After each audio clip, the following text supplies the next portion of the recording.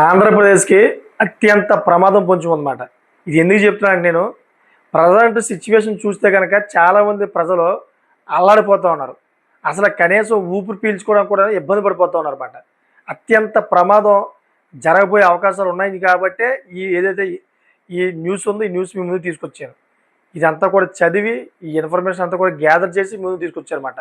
అసలు ఏంటనే విషయాలు ప్రతిదీ కూడా మీకు పిన్ టు పిన్ పాయింట్ పైన చెప్తాను. ఎందుకంటే దీంట్లో చాలా కీలకమైన అంశాలున్నాయి. 100% మీరు చూడండి. చివరిదాకా చూస్తే మీకు ఇదేంటో అర్థమవుతది.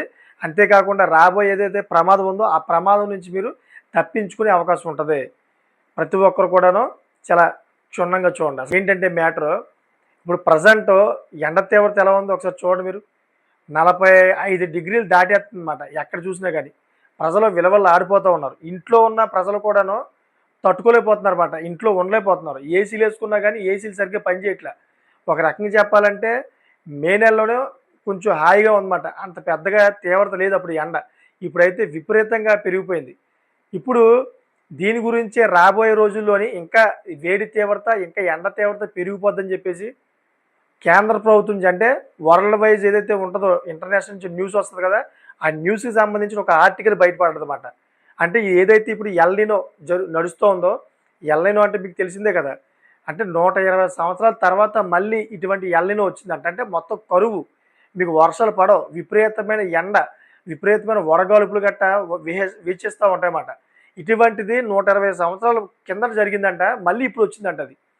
వీళ్ళేం చెప్తున్నారంటే నిపుణులు ఏం చెప్తున్నారంటే ఇదేదైతే ఇప్పుడు ఎండ తీవ్రత ఉందో, ఇటువంటి వడగాల్పులు గట్టా ఉన్నాయి. ఇదంతా కూడా దగ్గర దగ్గర డిసెంబర్ దాకా వెళ్ళే అవకాశం ఉందని చెప్తున్నారు. అటువంటి ఎండ తీవ్రత ఉంటదని చెప్తున్నారు. దీనివల్ల రాబోయే రోజుల్లోని అత్యంత ప్రమాదం పొంచి ఉందంట. అదేంటంటే ఫైనాన్షియల్‌గా ప్రాబ్లమ్ ఉందంట. అంతేకాకుండా ఏదైతే మనం తింటామో ఫుడ్డు, ఈ ఫుడ్‌కి సంబంధించిన విషయంలో కూడా మనం తీవ్రమైన ఇబ్బందులు పడతామంట. ఎందుకంటే ప్రెజెంటు ఎక్కడ చూసినా గానీ మన ఆంధ్రప్రదేశ్‌లోని ఎక్కడ కూడా వర్షం పడతల్ల. ఒకసారి మనం మాట్లాడుకుంటే మన భారతదేశం మొత్తం మీద ఎక్కడ కూడా వర్షాలు పెద్దగా పడతలేదు. ఒక 35% నుంచి ఒక 45% మాత్రమే వర్షాలు పడుతున్నాయన్నమాట. ఒక రకంగా చెప్పాలంటే తెలంగాణలో కూడాను ఈ ప్రమాదం పొంచి ఉంది. తెలంగాణలో కూడా ఎక్కడ కూడా వర్షాలు పడతల్ల. సో, ఎక్కడ చూసినా గానీ మొత్తం ఎండిపోయిన పరిస్థితి. రైతులు పాపం అల్లాడిపోతా ఉన్నారు. రైతులకి వాటర్ కావాలి. ఎక్కడ కూడా వాటర్ లేదు. ఎందుకంటే వర్షాలు పడకపోవడం వల్ల వాటర్ కూడా అంతంత మాత్రాన కనిపిస్తూ ఉంది. దీనివల్ల వ్యవసాయం అనేది చేయడానికి చాలా ఇబ్బంది అవుతుందన్నమాట. ఇది ఆంధ్ర, తెలంగాణే కాకుండా మన భారతదేశంలో ఉన్నటువంటి మొత్తం రాష్ట్రాలన్నింటిలో కూడాను ఏదైతే ఈ ప్రాబ్లమ్ ఉందో ఈ ప్రాబ్లమ్ కనిపిస్తుందన్నమాట. సో, ఇటువంటప్పుడు మరి రాబోయే రోజుల్లోని ప్రజలు ఏ విధంగా ఎలర్ట్‌గా ఉండాలని చెప్పేసి నిపుణులు కూడా చెప్తూ ఉన్నారన్నమాట. ఎందుకంటే ఫుడ్ దొరకదు. ఫుడ్ దొరకపోవడం వల్ల ఏమవుద్దంటే ఈ రేట్లు పెరిగిపోతాయన్నమాట. ఇప్పుడు రైస్ చూసుకున్నా గానీ, లేకపోతే కూరగాయల రేట్లు చూసుకున్నా గానీ, పప్పు ధాన్యాలు చూసుకున్నా గానీ, ఏదైతే ఆయిల్ ఉందో ఆయిల్‌కి సంబంధించిన దాని గురించి చూసినా గానీ, ఇదంతా కూడా ఏమవుద్దంటే షార్టేజ్ అవుద్ది. ఎందుకంటే ఏదైతే ఈ ఉత్పత్తి ఉందో ఈ ఉత్పత్తి తక్కువవుద్ది కదా! వ్యవసాయం మీద వచ్చే ఏదో ఉత్పత్తి ఉందో అదంతా కూడా తక్కువగా దిగుమతి అవుద్దన్నమాట. ఇలా తక్కువగా దిగుమతి అవ్వడం వల్ల ప్రజలు ఎక్కువైపోవడం వల్ల దొరికే సామాను మనకు తక్కువ దొరుకుద్ది. స్టాక్ తక్కువైపోద్ది. ఇలా స్టాక్ ఎక్కువైపోద్దో ఒక వస్తువు యొక్క రేటు విపరీతంగా పెరిగిపోద్ది. ఎందుకంటే తక్కువగా ఉండడం వల్ల డిమాండ్ పెరుగుద్ది. డిమాండ్ పెరగడం వల్ల ఏమవుద్ది? రేట్ పెరుగుద్ది ఆటోమేటిక్‌గా. సపోజ్ ఒక వస్తువు ఉందనుకోండి. ఆ వస్తువు గురించి ఒక 10 మంది ఇష్టపడుతున్నారనుకోండి.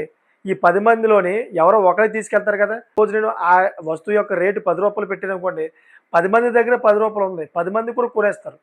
అప్పుడు నేను ఎవరికివ్వాలి నేను? అప్పుడు ఏం చేస్తారంటే దాన్ని రూ. 10 కాస్త రూ. 100 చేస్తారన్నమాట. రూ. 100 చేసినప్పుడు ఏమవుద్దంటే 10 మంది దగ్గర రూ. 100 ఉండదు కాబట్టి ఎవరో ఒకళ్ళ దగ్గర, ఇద్దరి దగ్గర ఉంటది కాబట్టి వాళ్ళు మాత్రమే దాన్ని కొనుక్కెళ్తారన్నమాట. మీకు అర్థమవుతుందా? ఎవరి దగ్గర అయితే డబ్బు ఎక్కువ ఉంటదో వాళ్ళు మాత్రమే కొనుక్కొని తీసుకెళ్తారు. ఇటువంటి పరిస్థితి ఏర్పడుతుందని చెప్పేసి చాలామంది నిపుణులు చెబుతూ ఉన్నారు. సో, దాని గురించి సిద్ధంగా ఉండండని చెప్పేసి ప్రతి ఒక్కరు కూడా హెచ్చరిస్తా ఉన్నారన్నమాట. నిజమే అలా అయినా అవ్వచ్చు చెప్పలేం. ఎందుకంటే ఈ వాతావరణం ఏదైతే ఉందో దీన్ని చూస్తూ ఉంటే రోజు రోజుకి మండిపోతూ ఉంది. అగ్ని కుంపంలో ఉన్నట్టు అనిపిస్తుంది నాకైతే. ఎందుకంటే అటువంటి వాయుగుండంలాగా అటువంటి వేడిగాలులు వేస్తూ ఉంటుంటే నిజంగాను తట్టుకోలేకపోతున్నమాట. ఊపిరి పీల్చుకోవడం కూడా చాలా ఇబ్బందిగా ఉంది. ఒక రకంగా చెప్పాలంటే చిన్న పిల్లలు అదేవిధంగా ముసలి వాళ్ళు ఎవరైతే ఉన్నారో వాళ్ళందరూ కూడా చాలా సీరియస్‌గా తీసుకోవాలి దీన్ని. మజ్జిగ తాగాలి ఎక్కువ. అంతేకాకుండా పానీయాలు ఏవైతే ఉంటాయో అయి ఎక్కువ కూలింగ్ వస్తువులు సంబంధించినవి ఉంటాయి అయి తాగాలి. బాడీని ఎప్పుడు కూడా కూల్ చేసుకుంటూ ఉండాలి. ఎక్కువ వాటర్ తీసుకుంటూ ఉండాలన్నమాట. ఇలా వాటర్ తీసుకోకపోవడం వల్ల ఏమవుతుందంటే బాడీ అంతా కూడా డీహైడ్రేట్ అయిపోద్ది. ఏదైతే ఈ వడగాలుపులు గట్టా వేస్తున్నాయి కదా దీనివల్ల. దీనివల్ల డీహైడ్రేట్ అయిపోయి మీ బాడీలో వాటర్ శాతం తగ్గిపోయి కిడ్నీకి వెళ్ళవలసిన ఏదైతే వాటర్ ఉందో ఆ వాటర్ తగ్గిపోవడం వల్ల కిడ్నీ ఫెయిల్ అయిపోయి ఆటోమేటిక్‌గా ఏమవుద్దంటే మీరు తీవ్ర అస్వస్థతకు గురయ్యి కిడ్నీ ఫెయిల్ అయిపోయి డైరెక్టర్‌గా హార్ట్ ఫెయిల్ అయిపోద్దన్నమాట. చాలా ప్రమాదం పొంచి ఉంది. ప్రతి ఒక్కరు కూడా నేను చెబుతూ ఉన్నాను. ఏదైతే ఈ ఎల్‌నినో ఉందో ఈ ఎల్‌నినో అంతా కూడా దాటిపోయేంత వరకు కూడా మనం జాగ్రత్తగా ఉండాలి. ఏదైతే మన దగ్గర ఉన్నటువంటి వస్తువులు ఉన్నాయో అంటే తినుబండరాలు ఉన్నాయో ఈ తినుబండరాలకు సంబంధించిన అన్నీ కూడాను తగు జాగ్రత్తగా వాడండి, పొదుపుగా వాడండి. మీరు ఇష్టానుసారంగా అయితే బియ్యం అయినా గానీ, పప్పు ధాన్యాలైనా గానీ, ఆయిల్ అయినా గానీ, తినుబండరాలకు సంబంధించిన ఏ విషయంలో గానీ మీరు విచ్చలవిడిగా ఖర్చు పెట్టడం, మీరు వేస్టేజ్ చేయనటువంటి పని చేయొద్దు. ఎందుకంటే రాబోయే రోజుల్లోని కరువు అనేది చాలా పెరిగిపోయే అవకాశం ఉందని చెబుతూ ఉన్నారు నిపుణులు. మనం చాలా పద్ధతిగా వాటిని వాడితే గనక రాబోయే రోజుల్లో ఈ కరువు దాంట్లో ఒకవేళ ఉండితే మనం వెళ్ళిపోతే గనక మనం చాలా పద్ధతిగా వాడుకోవడం వల్ల ఇంకా మన దగ్గర స్టాక్ ఉంటది. రాబోయే రోజుల్లో మనకి ఎటువంటి ఇబ్బందులు ఉండవు. లేని పక్షంలో చాలామంది ఏంటంటే రైసు అదేవిధంగా ఏదైతే కూరలు ఉంటాయో పప్పులు గట్ట వండుతూ ఉంటారు. అటువంటియన్నీ చాలా వేస్ట్ చేసేస్తారన్నమాట. ఇష్టానుసారంగా వండుతారు. తిన్నంత తింటారు. మిగతాదంతా కూడా పడేస్తారన్నమాట. సో, అందుకని ప్రతి ఒక్కరు కూడా చెబుతూ ఉన్నాను. కూరగాయల రేట్లు కూడా పెరిగిపోయే అవకాశం ఉంటది. ఎందుకంటే ప్రెజెంట్ ఇప్పుడు వర్షం లేదు. కూరగాయల పంటలు పండాలంటే ఏం కావాలి? వాటర్ కావాలి కదా! అదొకటి వర్షం ఎక్కువ పడాలన్నమాట. వర్షాకాలం ఇంకా మంచిగా కూరగాయలొస్తాయి. సో, వర్షం లేని ప్రాంతాల్లోని నాకు తెలిసిన మటుకైతే కూరగాయల పంటలు ఏ విధంగా పండిస్తారు? ఎంతసేపని ఇంకా ఈ బోర్‌లేస్తా ఉంటారు. ఈ బోర్‌లోంచి వాటర్ రావాలంటే పైనుంచి వర్షం పడాలి. ఏదైతే భూజలాలున్నాయో భూజలాలు కూడా అన్నీ అంటుకుపోతాయన్నమాట. మొత్తం అంతా కూడా అంకితం అయిపోతాయి కింద. ఇంకుపోతాయి.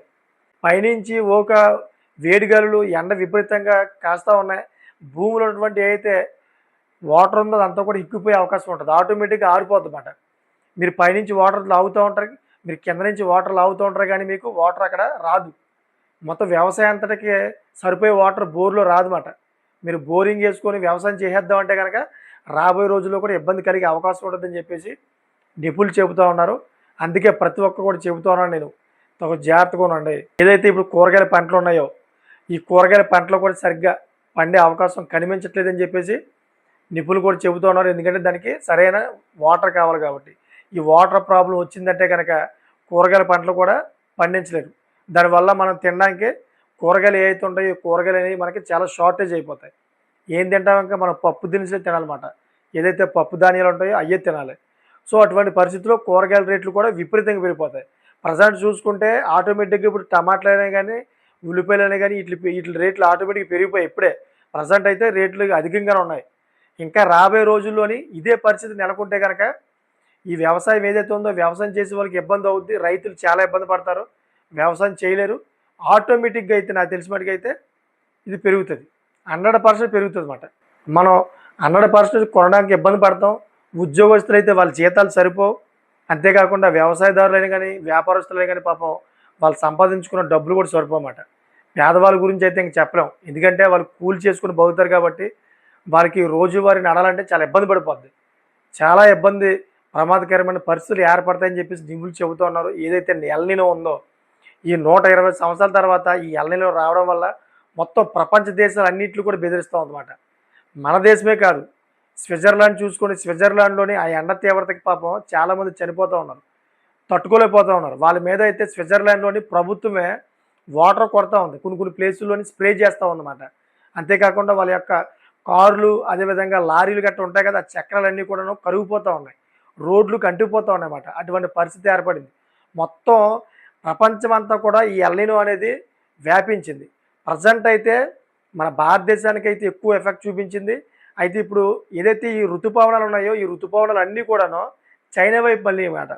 ఈ ఒకేసారి ఋతుపవనాలన్నీ కూడా చైనా వైపు మళ్ళడం వల్ల చైనాలోని చాలా భారీ తుఫాను వస్తుంది. అది కూడాను ఒక గంటకే దగ్గర దగ్గరగా ఒక 200-300 కిలోమీటర్ల ఈ స్పీడ్ తోటైతే గాలి, వానతో అయితే పెద్ద తుఫాను వచ్చిందంట. అక్కడ చాలా దారుణమైన పరిస్థితి ఏర్పడింది. వర్షం కూడా అంత దారుణంగా వచ్చి మొత్తం మునిగిపోతా ఉన్నాయి అక్కడ. అంటే చూడండి ఏ విధంగా అంటే ఎల్‌నినో ఎలా ఉంటదంటే పడితే వర్షం ఒకే ప్లేస్‌లో పడిపోద్ది. విపరీతంగా పడిపోద్ది. మొత్తం అంతా మునిగిపోయి వరదలొచ్చేస్తాయన్నమాట. ఆ విధంగా అయితే ఎల్‌నినో ఏర్పడుతది. అటువంటి బీభత్సం అనేది సృష్టిస్తది. మరి రాబోయే రోజుల్లో ఇంకా ఎల్‌నినో అనేది ఈ నిపుణులు చెప్పినట్టయితే ఇంకా డిసెంబర్ వరకు ఉంటే గనక చాలా ఇబ్బంది పడతాం మనం. చాలామంది ప్రజల యొక్క ప్రాణాలకు కూడా ఇది ప్రమాదం అవ్వే అవకాశం ఉంటుందని చెప్తాం అనమాట. ప్రతి ఒక్కరు కూడా తగు జాగ్రత్తగా ఉండండి. అందరూ కూడా అలర్ట్‌గా ఉండండి. రాబోయే రోజుల్లో ఇటువంటి ఎల్‌నినో ఇంకా పెరిగితే గనక నాకు తెలిసిన మటుకైతే ఏదైతే మీ దగ్గర ఫుడ్‌కి సంబంధించిన పప్పు ధాన్యాలు ఉంటాయో, పప్పు ధాన్యాలు, రైస్ అంతా కూడా మీరు స్టోరేజ్ పెట్టుకోండి. ఎందుకంటే ఏదైతే కూరగాయలు ఉంటాయో, కూరగాయల షార్టేజ్ వస్తే గనక మీరు పప్పు ధాన్యాలు గట్టా తినే అవకాశం ఉంటదన్నమాట. సో, దీని మీద మీకేమనిపిస్తుందో కామెంట్ చేయండి. అదేవిధంగా ఇటువంటి లేటెస్ట్ ఇన్ఫర్మేషన్ ఎప్పటికప్పుడు మీ ముందుకు తీసుకొస్తా ఉంటాను. నా ఛానెల్ సబ్స్క్రైబ్ చేసుకోండి. Thanks for watching.